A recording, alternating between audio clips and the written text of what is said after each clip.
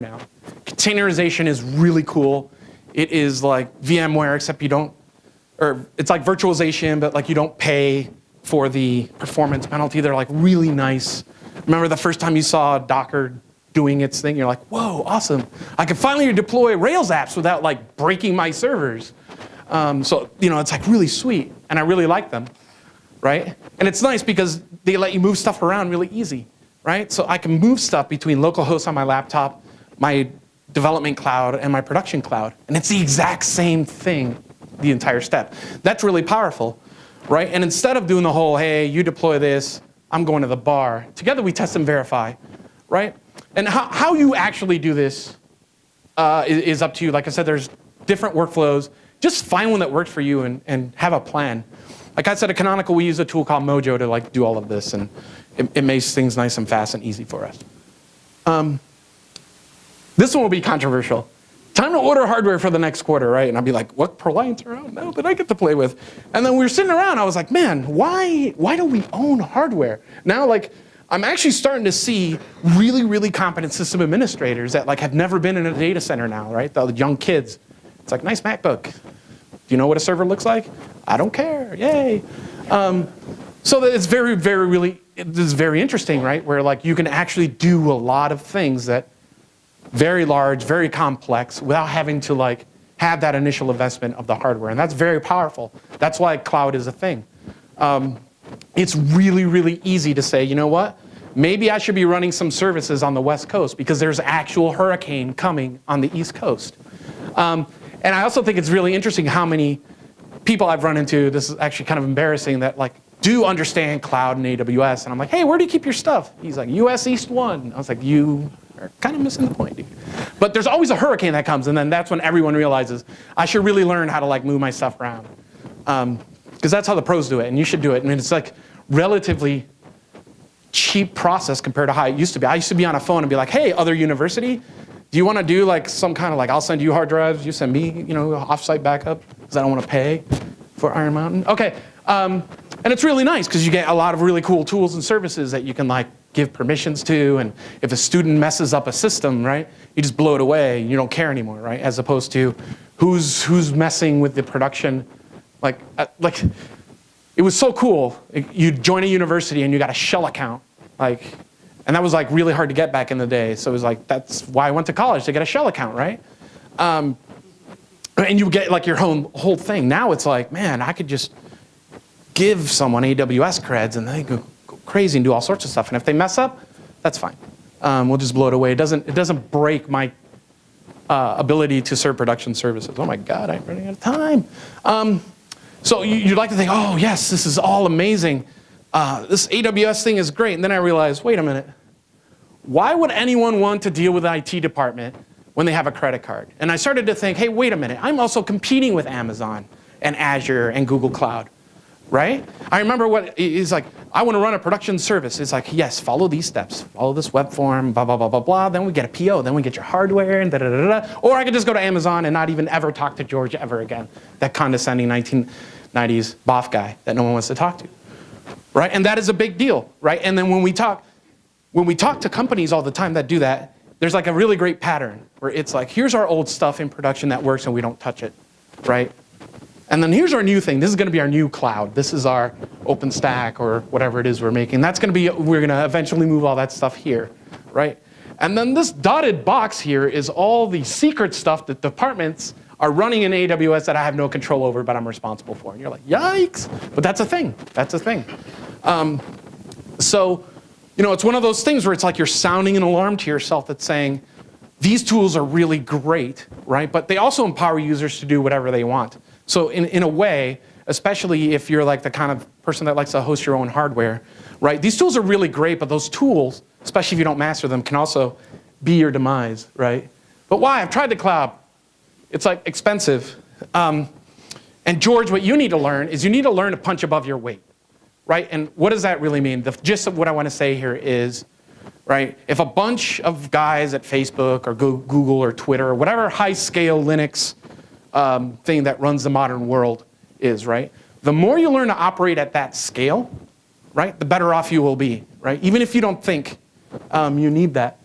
So you kind of need to be like the Defiant, right? Who likes Deep Space Nine, right? So this ship, it was like a design mistake. The guns were too big, and if you shot the guns too much, it would like blow up. It would like, but it totally punched above this weight. That's why this ship is way cooler in the Enterprise. I'm telling you. So you need to learn to be that like scrappy kind of, you know what? We need to model our services and the way we do business after like people who have really figured it out and know how to do it well. And I remember the first time I tried cloud, I was like, this is horrible. I don't understand what's going on here, right? A lot of people, they try to take their old applications, right, and they just copy them whole hog into like AWS, and they're like, this is just really expensive VMware. But it's not, right? Everything from your application to how you manage stuff and how you do, cloud is just all about your architecture as opposed to, if I copy and paste, I'm gonna redo and move to the cloud, but I'm gonna bring all my baggage with me, right? Like, why would you do that? And that's when people really make platform decisions, right? That's when people say, well, you know, maybe now might be a time. That's why people use Ubuntu in the public cloud, right? They had to change how they do everything on deploying stuff in a cloud. And when you do that, all of a sudden you're like, you know, maybe it's time to look at a different way. Everything from the operating system to how you do business, all of a sudden it's all up for grabs, right? One of my favorite things, George, I never have time to automate. And that's like this time loop horrible, it's like a horrible time loop Star Trek episode, right? Where it's like you're stuck in this, or the Greek Sisyphean guy, right? Who like, he keeps rolling the rock up and it slips down and he gets stuck on that. Like you have to actually have the discipline to be like, we can't go on this way. We have to move forward and do the way things, people who are smarter than me are doing it, right? I have data, like I can't do the cloud. I work at a bank, right? I can't do the cloud. I work in health. Well, I get that. But now you're starting to see banks are running out of AWS, and it's kind of weird. And even if the public cloud isn't for you, the economics of cloud are such a big shift that even running your local hardware in a cloud style, which is why people really like things like OpenStack. And number 4 really kind of makes me sad. They're like, I'm too small. Like, I don't really like need all this kind of stuff, all this kind of overhead. I think that's a shame if you have that attitude. Like, you should be totally trying to take the best practices that other smarter people figured out and deploy that for yourself, right? Because open source isn't just about code, right? They're like, the code could be blah, blah, blah, blah, but yeah, I get that. But the open sourcing of expertise between ourselves as professionals, I believe is just as important as the code, right? Why have a great kernel if like nobody knows how to use it, right? And it gets more and more complicated when you look at some of these services. Any of you guys actually ever tried to deploy OpenStack by hand? Did you have a good time? That's what I'm talking about. It's because you didn't use Maz and Juju. Just kidding. I told you, I promised I wouldn't make it all an Ubuntu commercial. But it is. Just kidding. So even if you don't like these tools, right? You're like, I tried Mesos and it kind of wasn't for me, or maybe I kind of like doing things that I like. There are certain, what you want might not be the exact tools these people are using. Maybe you have a different view of the world on how things should operate, right? But there's certain properties of these large-scale systems that you totally want, right? Service self-healing is really nice, right? A piece of hardware blew up somewhere and somebody moved a container somewhere else, I don't even know where it is, but my service is up and running. That's really, really nice, right? Sure, the pager still goes off, but like your service is up and it's working, and that's really great. Automated replication is just such a nice thing. It's like rsync, except I don't have to type anything, right? Any of you guys using Ceph? It's like the greatest, okay, so when you get back, be like things that George is probably right on, maybe like get Ceph, C-E-P-H, really great stuff, and it does like file system replication, it does like really awesome stuff. Like I run it at home, it's like that good. But it just makes things really, really much nicer when you're using this advanced software, even at your level. Having failover is really nice. Magical networking, right? Like when I try to understand like network layers and stuff, I get like confused and stuff, but it's like really nice when the cloud handles that for you. It's like, I want an instance, here's the IP address. Didn't care where it came from, yay. And it's also really nice to decouple services from the hardware, right? Like sometimes you don't really care where it is, as long as the application is getting the CPU, the RAM, and the performance that it needs. Maybe I don't actually care what physical host it's running on or VM, right? And also security, it's really nice to have really smart people figuring out the models of doing all these things, and you get the direct benefit. So like we want it to look like this magical unicorn. That's why when you see, like the first time I saw the way Mesos worked, I was like, wow, that's like a magical unicorn of like awesomeness. I need to do that. Bottom line is your users are going to want these things, and George, and if you don't give it to them, they're going to find a way to get it, right? And that might not be the IT guy at your company, right? They might get it from another provider, and then dun dun dun. It's like, I remember the first time a student came up to me, he was like, yeah, I kind of gave up on trying to get a server to like host here. I just did it on Amazon instead. And I was like, all right, whatever floats your boat, idiot. And then like, I was thinking about it, I was like, oh my God, that guy was totally right. Why would I want to work with myself when I could just get the service that I want? You guys ever seen this movie, Time Bandits? I love this movie. It has nothing to do with this talk, but when I saw this picture, I was like, God, I love this movie. It was so great. I wanted to do like a joke for every time movie, but it got really weird like around like Terminator 2 and stuff. So in summary, oh my God, I've only got 5 minutes left? All right, good. I don't want to hold anyone back from the booze. That's like the bad thing about having this slot. So if I were to tell myself, now that my adventure is over, I would definitely take a more service-oriented approach to everything, right? Stop thinking about individual machines, and you have to, right? Because you're sysadmin, so you have to actually care about those things, right? But from a top level, you should kind of just think things as more of a service-oriented view, right? This service provides this service for these other services. How those services interconnect and talk to each other is like a big deal. That's figuring out that model is really awesome, because when you figure that out, the hardware underneath doesn't matter. You just know you need more, right? And nothing is sacred. Shoot cattle, not snowflakes. Like, it was like, well, I've put so much time and effort in this old manual way to do things. Even though these people over here have figured out a way that's totally better, I'm going to hold on to my thing because I'm emotionally attached to it. Can be very dangerous, right? But at the same time, you don't want to go full hog and chasing everything. It's like, yeah, I went to this talk and there was this Kubernetes thing. It's kind of just made 1.0 in the summer, but I moved our entire company to it. Like, do your due diligence, right? I'm not saying go tear down everything you've built, right? Some rules will always apply to the Unix system, right? Like, never touch things on a Friday. We all know this, right? Right? So I'm not saying go out there and do crazy stuff. You should definitely be investigating crazy stuff, though, and you should be set up to do experiments and fail early and fail often, right? And steal properties from large-scale people and design for failure. That's like the one, actually that should probably be my #1 thing. It was, go to a talk like Velocity, go talk to a guy who works at Etsy, right? Large-scale stuff. Spotify does like really interesting ops stuff. Did you guys know that? How does Uber work, right? How does Netflix work? Like, you asking these kind of questions, and when you go to events like this, like you should totally be in people's faces about it. Like, be like, I don't understand. You just killed that. What happens here? What's a load balancer? Like all sorts of questions that you can ask from people who are at scale and they love to talk to you, because at some point, everyone had to start from somewhere, and I don't think I've ever met a Linux person who's like, no, I'm not going to teach you awesome things. See you later. And contained services are much easier to manage than hosts. When you think about services as a whole instead, right, you're not constrained by the machine anymore. Oh, that sounds really like Matrixy. So that's just a lot easier to manage contained services. And bottom line, efficiency and speed enables your users to iterate faster, right? If you're company A and you compete with company B, right, you all kind of like are hiring the same developers, you make platform decisions, you do all these sorts of things, right? But if I can make these guys 10% faster at iterating than these guys, they will always win, right? The guy who's always accelerating will always win, unless the race is really short, right? And this race is never really short, is it? So your users will love you if you make things really efficient for them and fast. So here's that slide for you students. Here's what I would learn if I would go back in time.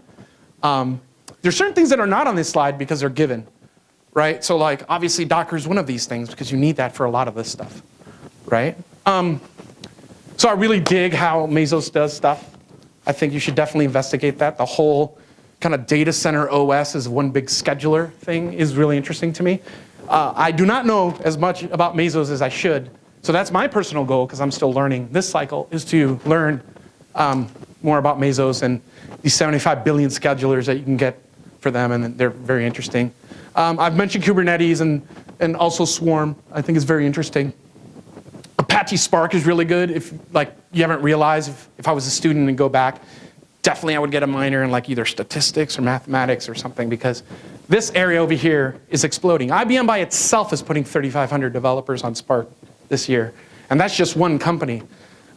Very interesting big data stuff happening here. And of course OpenStack, right, is kind of like, the demand there is just really, like, it's been years that I keep going to these conferences and very, very large companies always looking for really experienced people in these technologies, right? It's like a good thing when you go to a conference and every slide's like, we're hiring. Let me talk about our HR benefits instead of a tech talk because I need you people so bad, right? So if you master any one of these things, I think it'd be set up. And of course, my job, I feel, is to give you all these things. So the tool we work on called Juju is kind of how you model all of these things to get that stuff either onto your bare metal or AWS or GCE or Azure. How many of you any of you using any Linux workloads on Azure? Microsoft Windows Azure? Nobody. Are you just ashamed? Oh, because I am. I was wondering how that joke was going to pull over.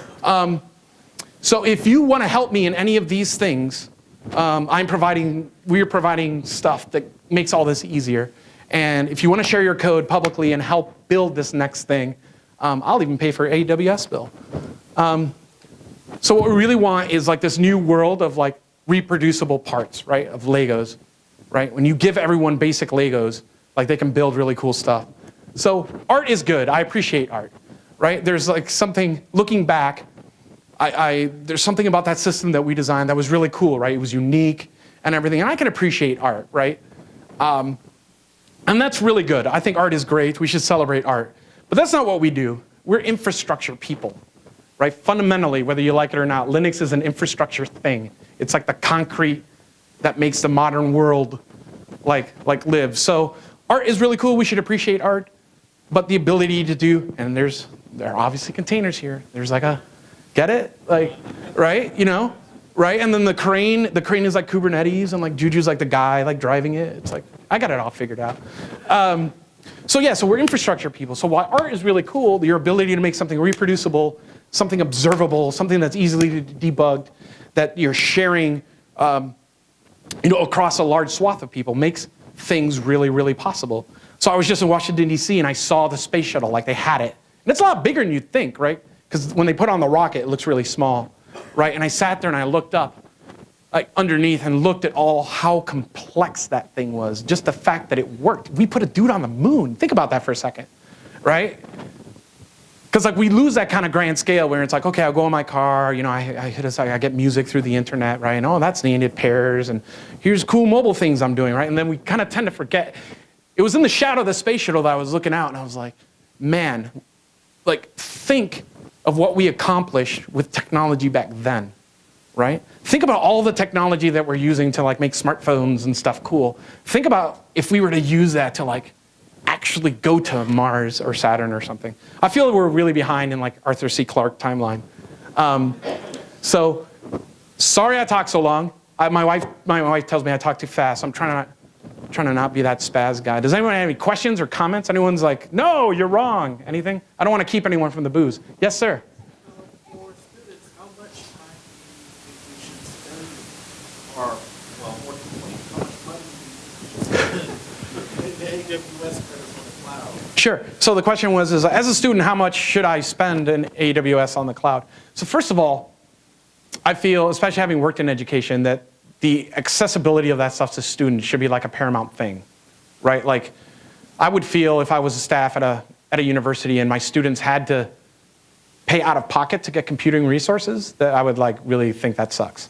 But there's definitely tons of ways that you can use these tools without paying a lot of money, right? Like with us, if you're committing open source code or whatever, and you're helping the community, 9 times out of 10, we usually just like pay for your bill. Like if you're doing cool stuff, right? AWS is like a developer program. Google has, of course, historically always been very supportive of open source developers. So if you're like involved with like a project doing something awesome, right? These companies recognize that value. right? They're like, there's a reason that like Amazon gives Debian developers AWS money. You know what I'm saying? Because fundamentally, those companies kind of depend on the stuff that we eventually all build, right? So I wouldn't say like, hey, only spend $25, a month. I wouldn't say anything like that. Time-wise, obviously, you should take care of your grades. But the way I went through school is I spent way too much time because Quake had just come out, and remember Quake World when the networking happened? That's when it got cool, right? Like Quake by itself was really awesome, and we did that already. I did Doom. I almost flunked high school because of Doom, right? But when Quake World happened, right, that network effect was really like the thing that made it cool. So don't play video games, just like learn stuff. Like if I were to go back, I always think with my friends who are like, they teach at like community colleges and stuff on the side. It's like, man, we should make a new university where like your freshman year, we teach you how to learn Git, and then we don't teach you language, and we force you to learn different languages every year. And like, we have all these crazy, amazing dreams on how we should like foster the next generation of developers. But no, I mean, it's, God, I don't want to sound like a soundbite, but when I went to school, you had to pay for a compiler. Like, you had to pay for a compiler, and it was not cheap. Right? Now we have two really awesome compilers. I'm not going to say which one's the best one. Right? It's really interesting. Right? You don't just have a kernel. You have like an entire mobile operating system that you can like mess with. Right? Multiple ones. Right? Whether that's Android or Ubuntu Touch or Jola. What did I pronounce? Yola. Thank you. Firefox. Like multiple phone things. Right? So it's just very interesting. Like literally, there is nothing stopping anybody from learning all these things other than like personal motivation. Whereas before it was like, I actually had to walk to a computer lab so I can get to a terminal to do stuff, right? And it was like, well, it's 2 in the morning. No one's going to be using the Solaris system. Right? Yeah, I get to do my stuff, right? Now these days, you can do all this stuff from a phone. It's like crazy. So, all you young people in the audience, like you have an amazing opportunity to shape of how our world operates, and I think that's really awesome. So I highly encourage you to be the next person that builds like Facebook or something, and just don't work for the NSA though. No, just kidding. Am I? I don't know. I used to work at a hospital. I know that they are very resistant to putting anything in the cloud. Mm-hmm. Is there an inherent inability to be secure, or is it just they haven't figured out how they're going to do it? Sure. So the question is you work at a hospital and they're very hesitant to put things in the public cloud in this case, right? Because when we say cloud, that could also be your internal systems. There are definitely a lot of risks there, right? You don't control the hardware. You don't even control the hypervisor. Like there could be a dude at that cloud provider on the other end just looking at your proprietary stuff, right? I don't really have like an answer for that other than if you really care about that sort of thing, you would run it on your own hardware, I think. But the properties that make the public cloud so compelling, replicating those for yourself is what I would recommend there. I don't think anyone's ever going to like build a totally secure thing. There's always going to be risks, right? The question is like, am I in the same boat as everyone else? As long as it's not the Titanic, I'm okay, right? So, any other questions? Yes, sir. Just on that, I think part of it is not a security issue, but there are legal implications, like when you move data out of your stuff onto somebody else's. Mm-hmm. You've got like third-party law here in the United States. Yep. Canada. So like, it may not even be a security. It may like be limited to like whatever contract with lawyers have. Right, right. And health stuff with like HIPAA or whatever. Yeah. So, yeah. No more questions. No one's going to like make fun of me for Unity or anything? Or that was like my fault. Okay, fine. Are you serious? That's your fault?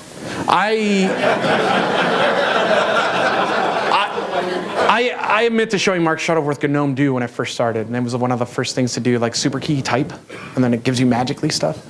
But yeah, I was kind of working on that stuff. It was really interesting. I forgot the lead developer's name, but the idea was to very super type, get what you want. It's really awesome. And now everyone else stole it from us because everyone loves it, right? You love the Amazon lens. You look like the kind of guy who loves the Amazon lens. Yeah, it's really good. Yes, sir.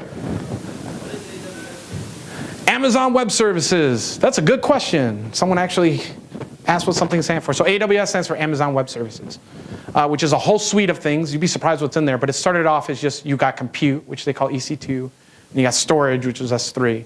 Right? So if you think of the parts of your computer that you need to do stuff, this is something that they offer. So now you can get like Elastic MapReduce, they have a transcode service now, I think, and like a lot of, when it started out, they call that infrastructure as a service, right? Which is cloud infrastructure as a service. But over time, they become more platform as a service, which is PaaS, right? I don't want to, oh God, too late. So like, I've noticed that a lot of infrastructure what we now call infrastructure as a service is very PaaS-y, right? I mean, it provides a lot more things than just raw compute and things like that.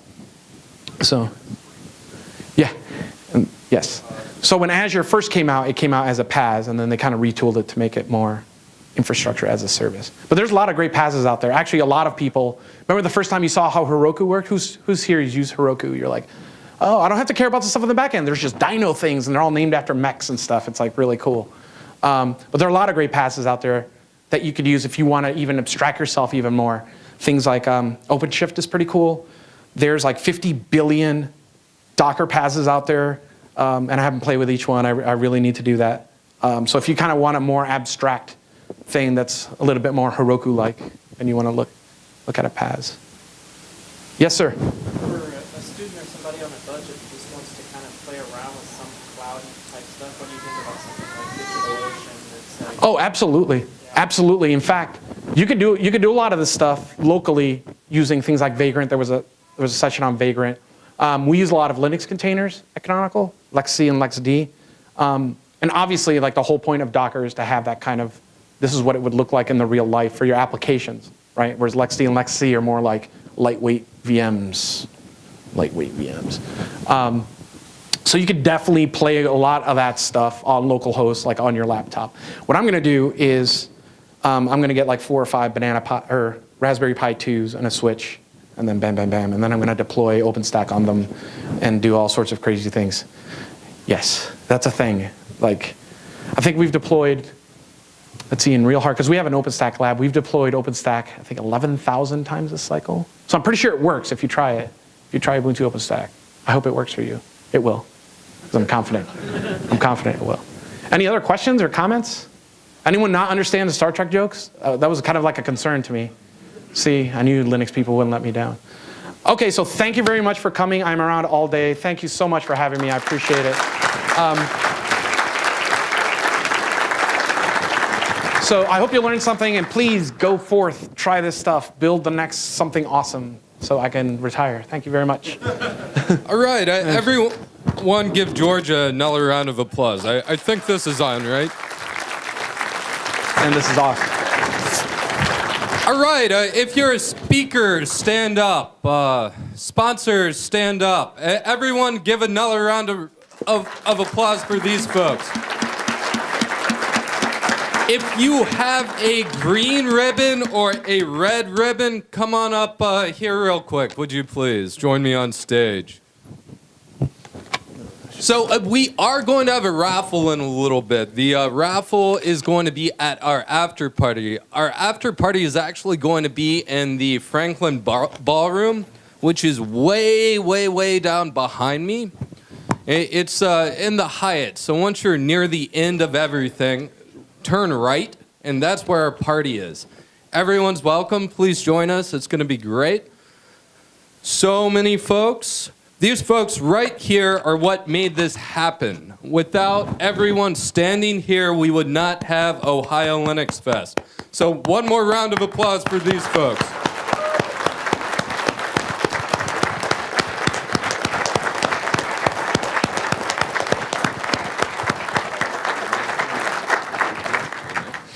All right, guys, thanks. See you at the party. Have a great night. Woo! Sorry, I felt like cheering. Oh, shit, this is not it. Yeah,